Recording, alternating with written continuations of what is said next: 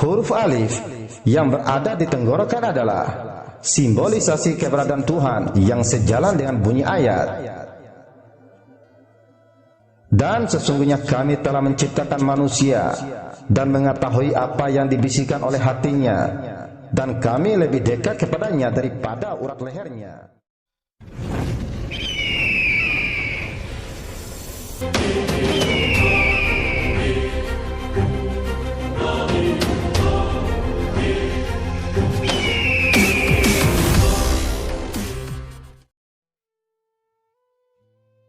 Bismillahirrahmanirrahim. Assalamualaikum warahmatullahi wabarakatuh.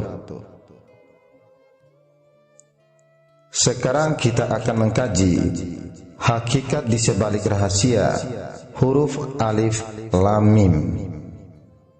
Dan insya Allah akan kita kupas mulai dari tingkat awam sampai ke tingkat khusus, yaitu hakikat dan ma'rifat. Yang pertama, ada yang berpendapat bahwa huruf-huruf itu adalah isyarat atau singkatan dari kata-kata. Umpamanya alif, lam, dan mim. Maka alif adalah singkatan dari Allah, lam singkatan dari Jibril, dan mim singkatan dari Muhammad, yang berarti bahwa Al-Quran itu datangnya dari Allah, disampaikan oleh Jibril kepada Muhammad. Ada juga yang mengatakan alif adalah Allah, lam adalah Adam, dan mim artinya Muhammad. Ada juga yang mengatakan huruf pertama yaitu alif menjelaskan manusia yang pada masa hidupnya berada pada jalan yang lurus, sebagaimana huruf alif tersebut, yaitu manusia yang selalu mentaati segala perintah Allah dan Rasulnya, menjaga hawa nafsunya mulai dari pertama dia dilahirkan sampai dengan meninggal dunia, yang mana jalan hidupnya selalu diridhoi oleh Allah Subhanahu wa Ta'ala, sehingga surga Firdaus selalu menantikan manusia-manusia seperti ini.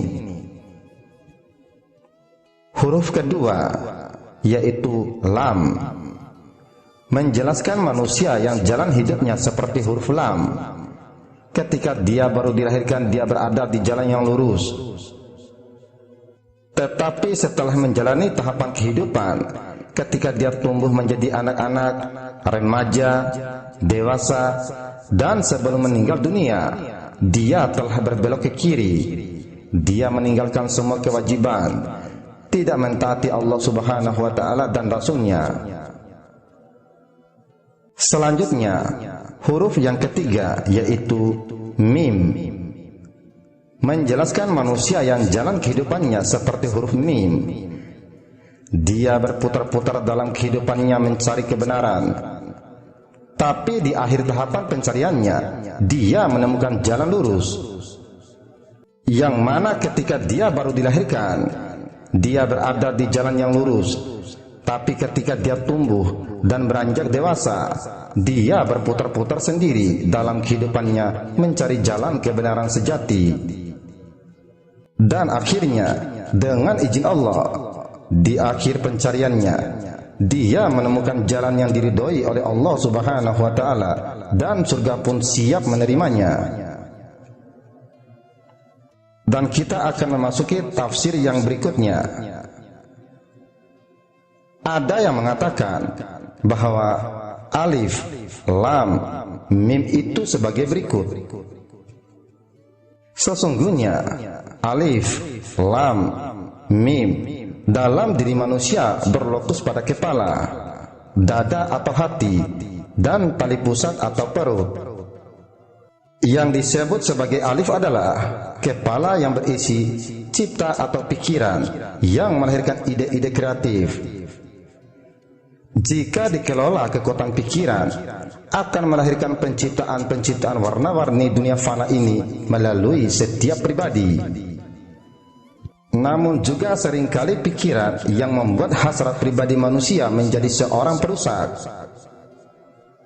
Sedangkan lam adalah dada atau hati yang berisi rasa atau kolbu.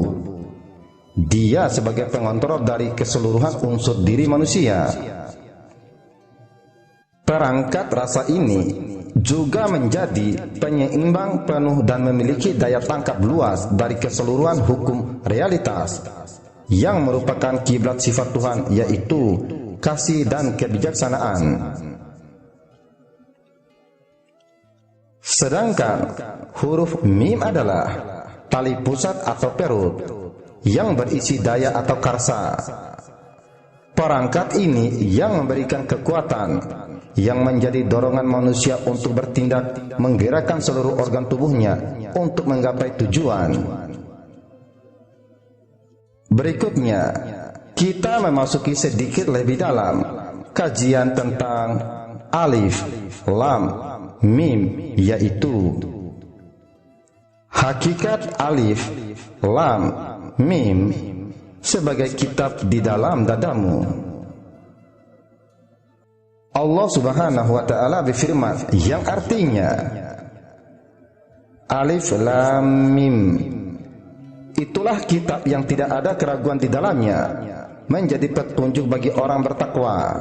Al-Quran surat Al-Baqarah ayat 1 dan 2. Dan lagi Allah Subhanahu wa ta'ala berfirman yang artinya sebenarnya Al-Quran itu adalah ayat-ayat yang jelas di suhudur atau dada orang-orang yang diberi ilmu, dan tidak ada yang mengingkari ayat-ayat kami kecuali orang-orang yang zalim. Al-Quran surat Al-Ankabut ayat 49. Pada surat yang lain lagi Allah juga berfirman yang artinya,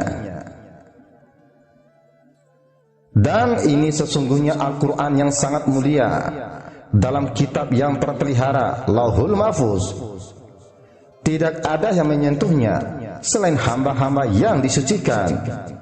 Al-Quran surat Al-Waqiah ayat 77 sampai 79. Dalam setiap pengajian kita sering mendengar istilah kitabullah yang diturunkan Allah kepada para nabi dan rasul.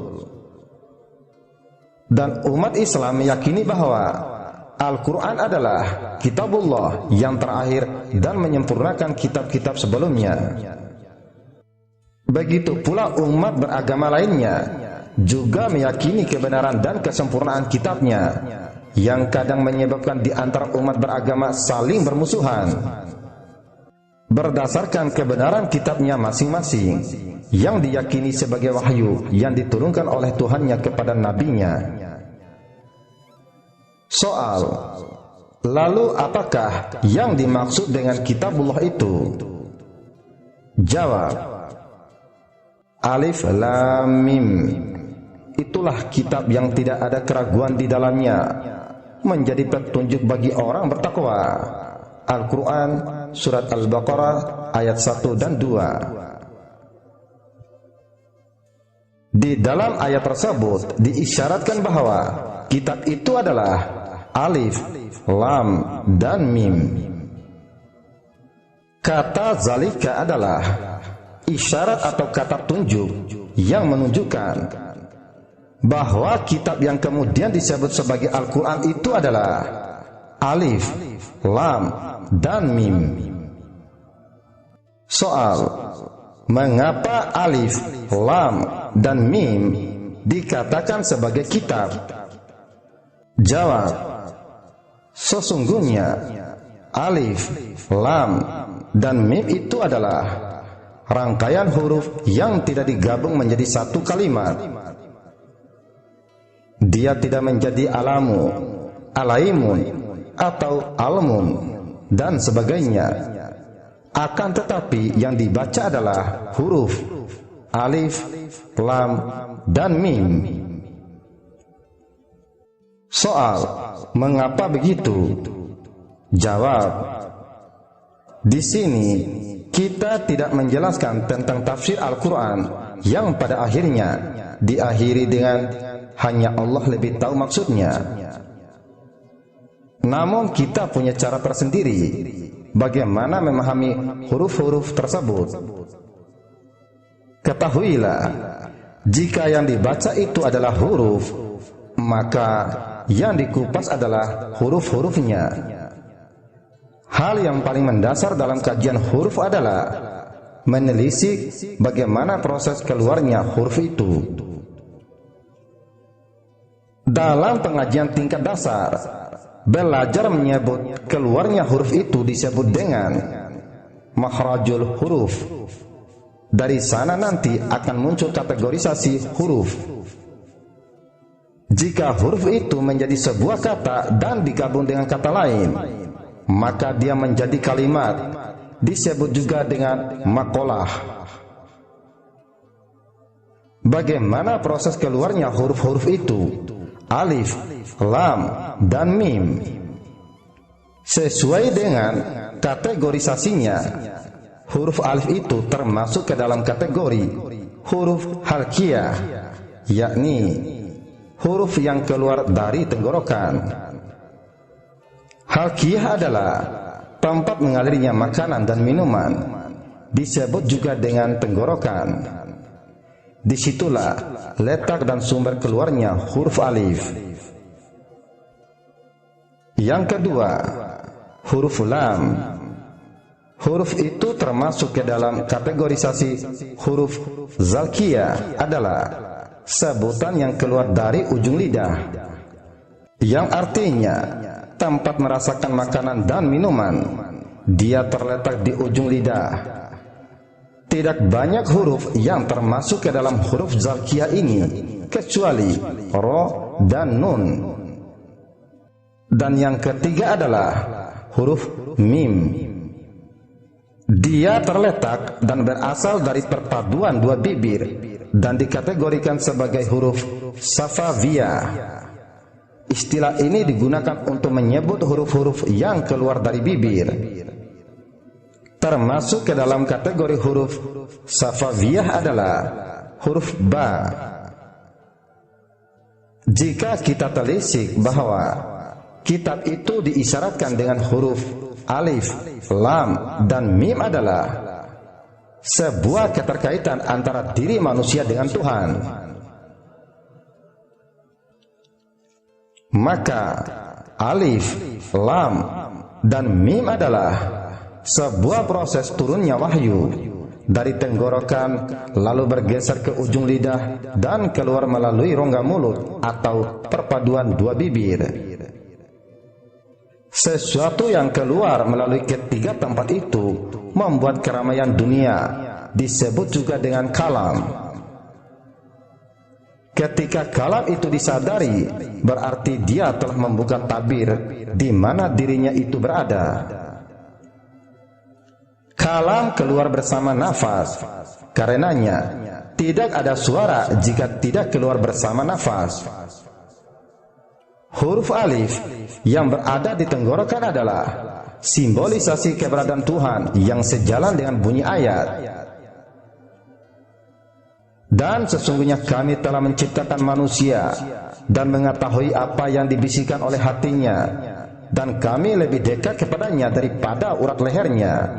Al-Quran Surat Qaf ayat 16. Tenggorokan ini adalah sumber suara, sebuah ucapan atau pita suara, dan digerakkan oleh nafas. Karena itu, kalam diolah oleh nafas, dimodifikasi oleh lidah, dan dikeluarkan oleh mulut. Kalam dan nafas yang keluar melalui tenggorokan adalah sebuah hukum yang mengatur dan menentukan kadar ucapan dan nafas seseorang, sehingga dia dikatakan berbuat sebagaimana tulisan takdirnya di Lauhul Mahfuz. Oleh karena itu, pada sisi ini, semua ucapan manusia adalah Quran atau wahyu Tuhan dalam kadar tertentu yang menjadi hukum bagi dirinya sendiri. Ucapan manusia adalah hukum Tuhan yang membuat manusia dituntut untuk mempertanggungjawabkan setiap kalam yang diucapkannya. Jika buruk ucapannya, entah itu karena amarah nafsu dan sebagainya, maka buruk pula kadar dirinya dan buruk pula hukum Tuhan terhadap dirinya. Jika bagus, maka bagus pula kadarnya dan hukum Tuhan terhadap dirinya. Suara yang membentuk sebuah ucapan dan didorong oleh nafas ditentukan oleh akal pikiran, sehingga setiap kalimat merupakan realitas kesadaran. Semakin dalam kesadarannya akan setiap kalimat, semakin dalam pula dirinya mengenal Tuhan. Namun, setiap kalimat itu tetaplah menunjukkan mekanisme hukum Tuhan yang menjerat manusia baik disadari atau tidak disadari. Sekarang, mari kita memasuki kaji huruf alif, lam, mim dalam sudut pandang ilmu hakikat dan ma'rifat. Alif itu ibarat Allah, lam itu nafi, mim itu wujud. Penjelasannya begini: berdiri tegaknya huruf alif itu adalah seumpama berdiri tegak semasa bersolat. Berdiri tegak sembahyang itu adalah bagi menggambarkan berdirinya huruf alif. Tegak huruf alif itu adalah seumpama dinyatakan Allah. Huruf yang pertama itu adalah milik Allah, sebab Allah yang pertama, yang mula-mula dan terawal. Huruf alif itu adalah huruf yang awal, dan yang awal itu adalah menggambarkan Allah. Itu makanya huruf alif itu diisyaratkan kepada Allah. Soal, apa maksud Allah meletakkan huruf alif, lam, mim di permulaan bacaan Al-Quran? Jawab, maksud huruf alif, lam, mim diletakkan dan dibacakan di permulaan Al-Quran karena Allah menyuruh kita, apapun di setiap kita sebut dan yang kita baca itu, lihat Allah. Allah mau kita lihat Allah, pandang Allah dan tilik Allah. Lihat Allah di setiap apa yang kita katakan. Sedangkan makna huruf lam itu adalah bagi membawa maksud la atau nafi. Huruf lam itu adalah bagi gambaran, tafsiran, dan kiasan untuk perkara nafi atau menolak. Lam itu bermaksud la. Perkataan la itu adalah bahasa Arab, manakala arti la dalam terjemahan bahasa Indonesia atau bahasa Melayu adalah membawa arti nafi atau tolak atau buang. Setelah huruf alif pada asalnya, manakala huruf yang keduanya adalah huruf lam. Setelah kita belajar yang alif itu merujuk kepada Allah dan lam pula merujuk kepada nafi, tidak atau buang. Soal, apakah yang hendak kita tolak, apakah yang hendak kita buang, dan apakah yang hendak kita nafikan? Lam bermaksud untuk menyuruh kita tolak atau buang atau nafi. Permasalahannya di sini adalah apakah yang hendak kita nafikan? Jawab, yang hendak kita tolak itu adalah ada yang terkandung di dalam huruf mim. Untuk mengetahui apakah yang hendak kita nafi, mari kita ikuti kupasan huruf mim. Soal, apakah maksud atau pengertian huruf mim? Jawab, huruf mim itu adalah huruf yang memberi pengertian kepada maksud maujud yang dijadikan, yaitu maujud Nur Muhammad.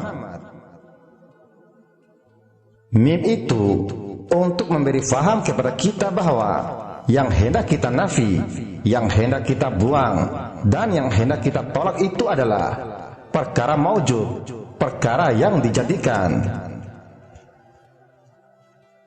Apa-apa yang maujud atau apa-apa yang dijadikan itu hendaklah kita buang, kita nafi, dan hendaklah kita tolak. Biar Allah saja yang wujud dan maujud. Segala sesuatu selain Allah itu hendaklah kita sucikan, bersihkan, buangkan, dan hilangkan dari pandangan atau buang dari iktikad. Dengan bahasa lain, hendaklah kita membuang segala bayang atau maujud, biar yang tinggal itu adalah semata-mata Tuhan yang punya bayang. Melihat kita terlihat bayang, sesungguhnya bayang itu tidak boleh berdiri sendiri tanpa Tuhan yang punya bayang. Bayang atau maujud sebenarnya tidak ada. Yang ada itu juga Tuhan yang punya bayang. Mim itu adalah membawa pengertian makhluk atau maujud.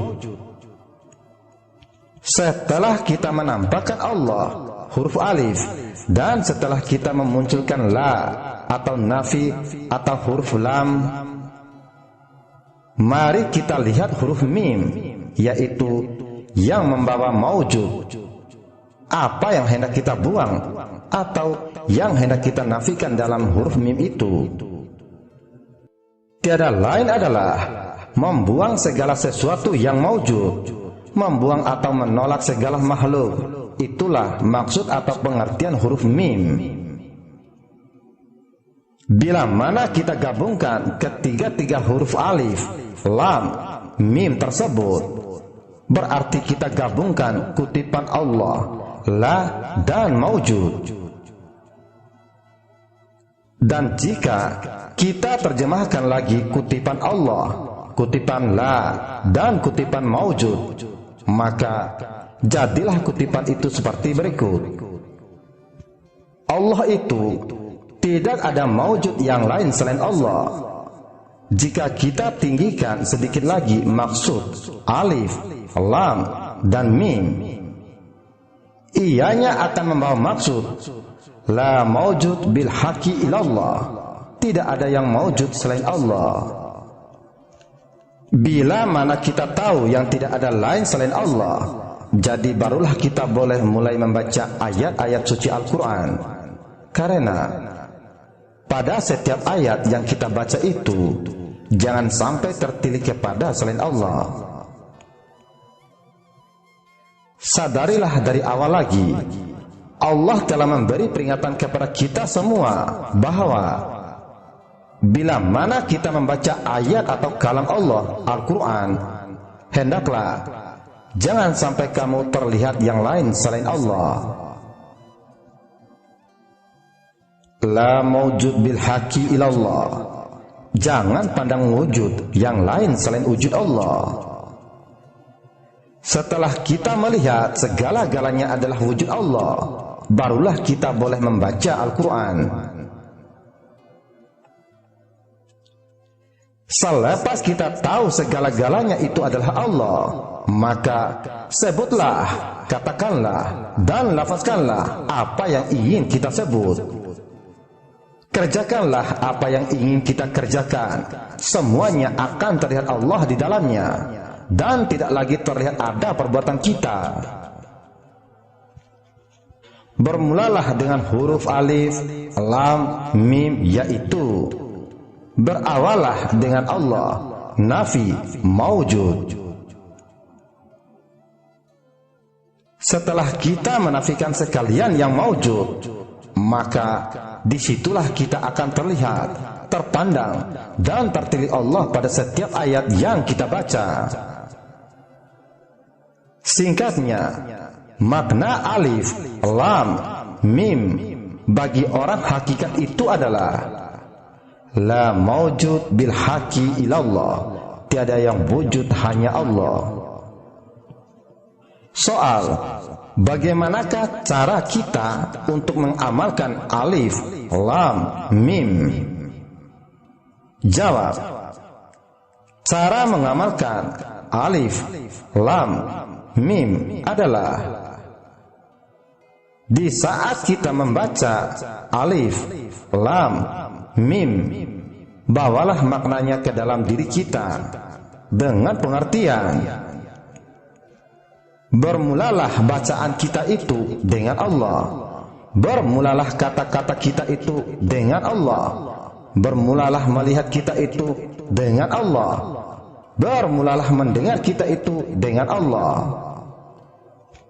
Dan bermulalah amal ibadah kita itu dengan Allah. Bermulalah tidur, bangun, hidup, dan mati kita itu dengan Allah. Jangan terlihat kepada selain Allah, dan jangan tertilik selain Allah subhanahu wa ta'ala. Dan akan lebih hebatnya lagi apabila engkau bisa menggabungkan rahasia alif, lam, mim pada kajian sebelumnya, yaitu alif letaknya di kerongkongan, isyarat dari firman Allah, aku lebih dekat dari urat leher, surat Qaf ayat 16. Lam di ujung lidah, mim letaknya pada pertemuan bibir atas dan bibir bawah. Maka apa yang kau katakan dan yang kau kehendaki atau yang akan kamu hajatkan akan menjadi nyata dan akan dituruti oleh semua orang perkataanmu.